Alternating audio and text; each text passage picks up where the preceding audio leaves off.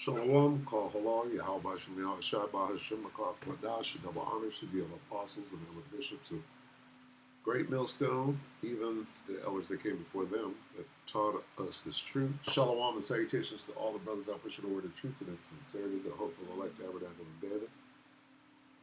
I'm the brother slash elder, and this is the World War III Daily Update. Shalom and salutations to you all. And today is Today is War and Rumors of War Tuesday. All right.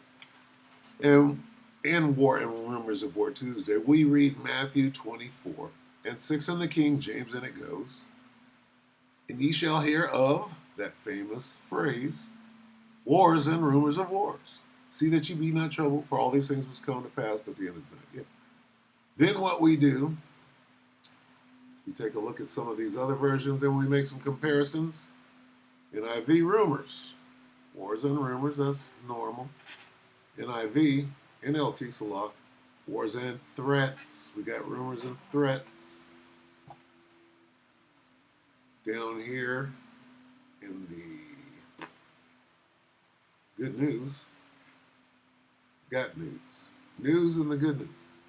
Good news translate, you're going to hear noise of battles close by and the news of battles far away.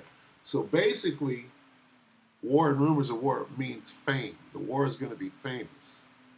All you're going to hear about is the war. Don't panic. You're going to be hearing about war all the time, but don't panic. That's what's being said. Don't trip that all you hear about is war. Okay, what kind of war? Well, war on the streets of America, starting on your doorstep, right? Ask them dudes in D.C. if the war doesn't start on their doorstep.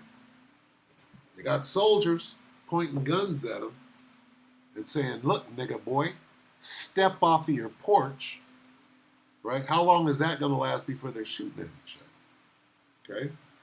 Somebody's forcing and pressing on somebody. Just like the Ukrainians or whoever, the NATO, the EU, are pressing up on Vlad. And if they weren't doing that, there wouldn't be no problem. If Netanyahu weren't in there stealing people's land on all four sides, there wouldn't be no problem. But all you're going to hear about is war, war, war, war, war, war, war, war. That's what this is mean. So it doesn't mean whether it was true or not, as in rumor. This rumor means fame, threats, reports, news. Okay, let's get that. Salakia. Reports.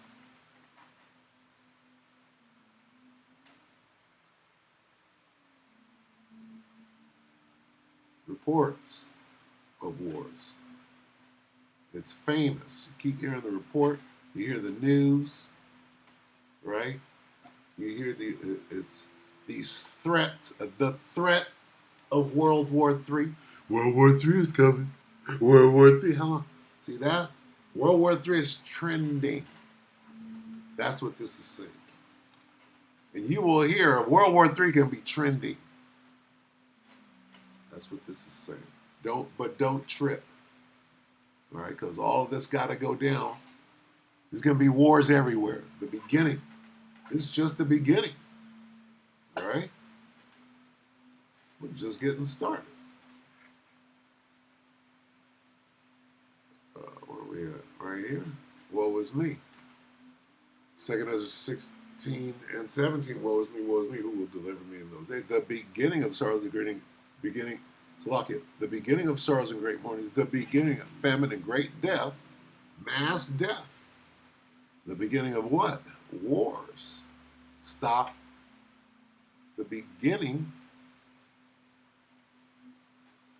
of great death in those wars that are just getting started. Wars plural. World War III is one of them. The one on your doorstep, Civil War, the race war, that's right here. Okay? The war with the UN. They got to replace those National Guard. When they get sent over, the Northern Army is going to get sent where? Right? Into the Valley of the Yehoshaphat. Because what? Because we're at the beginning of wars. all you're going to hear about is wars, wars, wars. Which war are you in? Strap on your boots. It starts at your doorstep. Tell me that's not a war. Anyway, all right, Salaki, I got carried away. Let's let Larry here give you some context on, is this rumor? Is this threat, report, news? But you're still running the show, Larry. Let's start, Larry, with the meeting between Donald Trump and Vladimir Putin. Finally, we got the meeting. It was so important to have it. What is your understanding, your take on what has happened during the meeting and in the aftermath, and how Russia has perceived the meeting and how the United States is talking about it? What is the meeting about? It's about war. Okay? It's about how they proceed with what? The war. Everything is about war. Is this rumors of war? Is this whether it's true or not, or is this a report?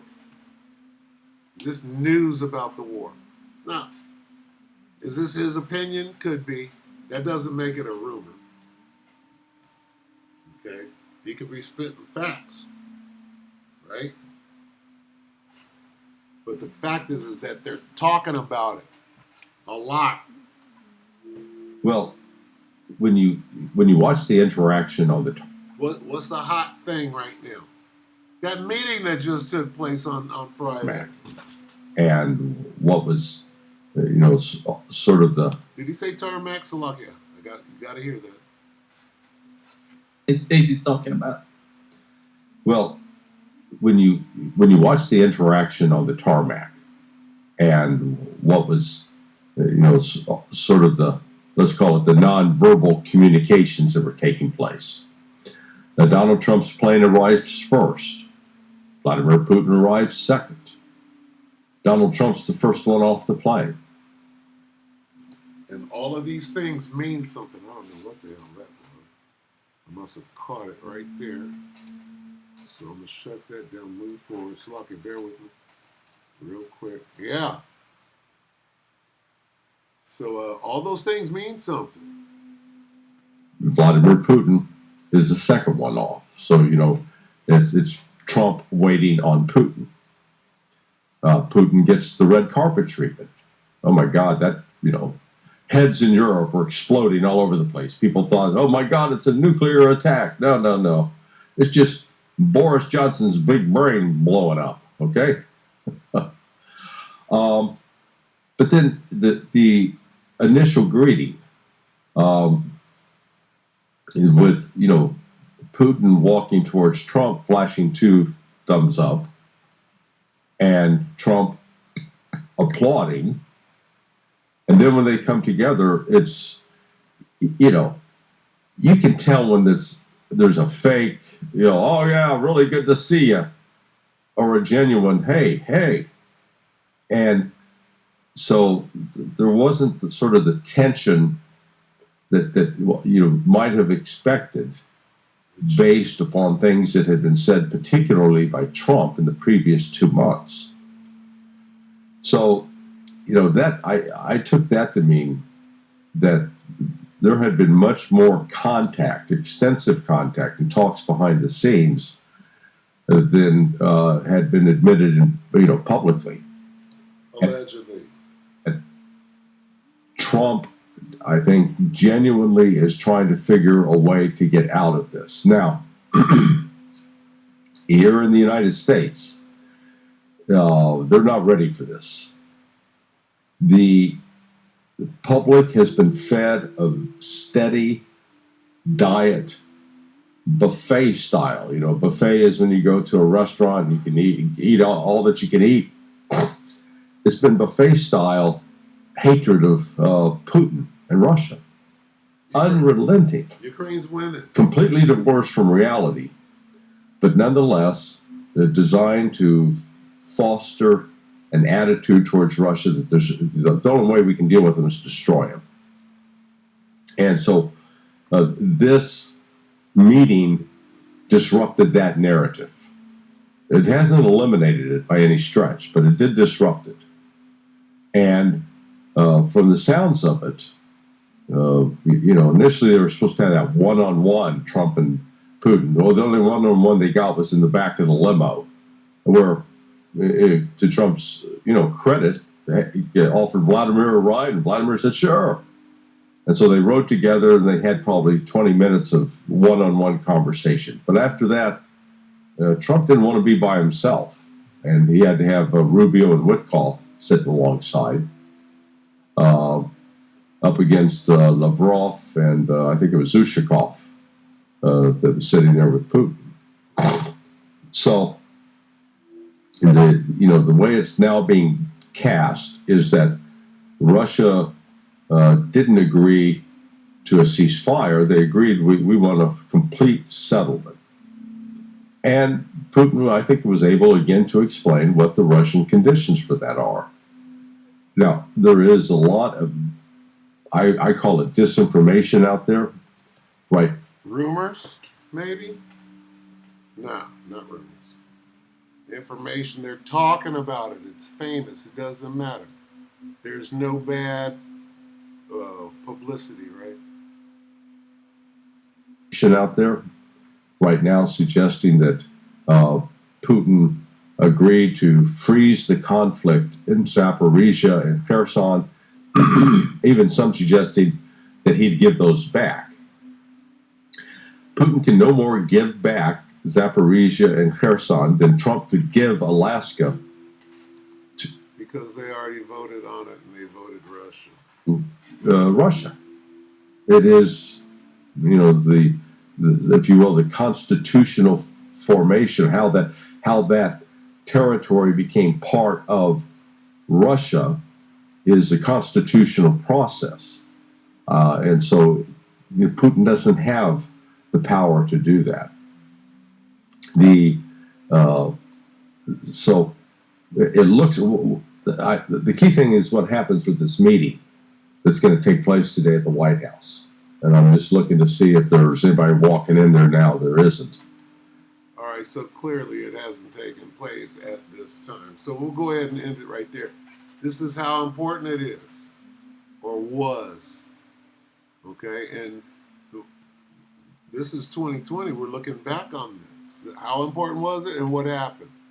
Well, hey, Vlad walked out of there victorious, basically. So anyway, did we hear threats? Yeah. Did we hear rumors? We heard the fame. See, what would you call the meeting, that summit? Well, that's the World War III summit with the two superpowers. What about China? Well, China's not fighting nobody directly right now. Right? Not like the United States and Russia are at each other's throat. Okay? Says so right here.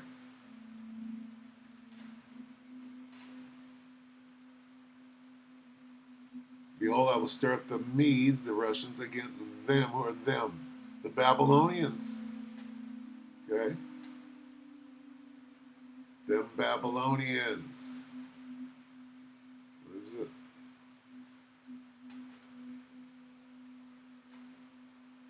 Look, I will stir up the Russians against the Americans. With that, we hope that the elect will edify you.